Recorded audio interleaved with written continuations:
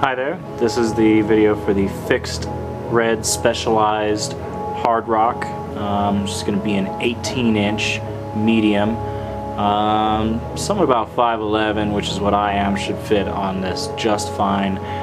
Give or take 4 or 5 inches, I imagine you'll be fine riding on this guy. Not a whole lot of damage to the frame, as you can see. Nice and clean in a lot of places. Hasn't been locked up or in many rough areas or banged around as much as some parts of it may look like. Put new grips on this. Didn't have to do anything to the shifters or the brake levers. Did have to do new tires and inner tubes, so there's brand new hybrid tires on here, a little bit of street, a little bit of mountain.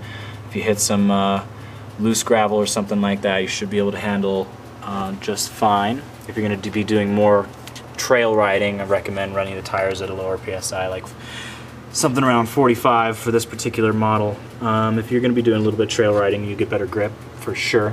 As you can see, it's a Kenda Cross hybrid tire, Kenda Cross Plus to be exact. Some of the bigger repairs to this were to the drivetrain.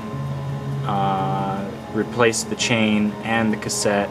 Didn't have to do the derailleurs or the front chain rings, but freewheel, if I remember correctly, was kind of nasty and the chain was probably rusted. Speaking of which, a little bit of rust on some of the parts of the bike, but it's really all cosmetic. There's really no major amounts of rust on parts that look like they're just going to break. Pedal looks like it's probably one of the worst. And then the handlebars, as you can see, a little bit on the dark side. Really not worried about it. If you're really concerned about it, I can probably just for another 10 bucks replace the bars and put something nice and shiny and new on there. It's really the only thing that looks the worst on the bike. Just so much in view of rust. Old-fashioned cantilever brakes, working real good. Took it out for a test ride the other day. Things seem to be working just fine. Another upgrade is the saddle. Brand new comfort saddle. Avenir Comfy, as you can see. It's a nice kind of memory foam top saddle. You can see the reaction from the foam right there. It always gives that real slow exhale, if you will.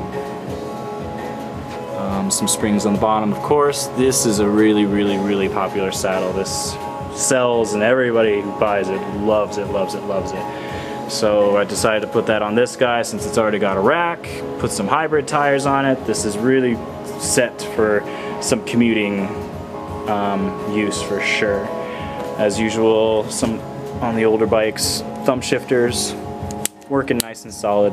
These guys are always working pretty good. You got index in the right, friction on the left, adjustable here. You can adjust the tension here always. Makes these guys last a long time. It's always awesome. Of course, overhauled the hubs on this bike, front and rear hubs. You can see it definitely go in there, clean things up as much as possible, re-grease, all that good stuff. This bike, I believe, did go through a whole lot of degreasing, a lot of dunk tank stuff, just dropping it in there and letting the citrus do its work for a little while and then wiping her down, and that really does a good job of taking all the grease off.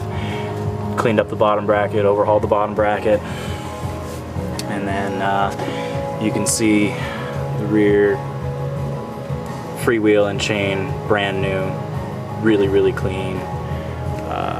Back hub,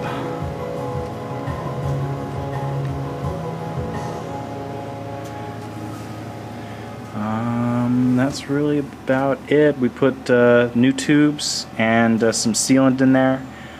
So you should be pretty well set against flat protection from goat heads, little thorns, stickers, and whatnot. Going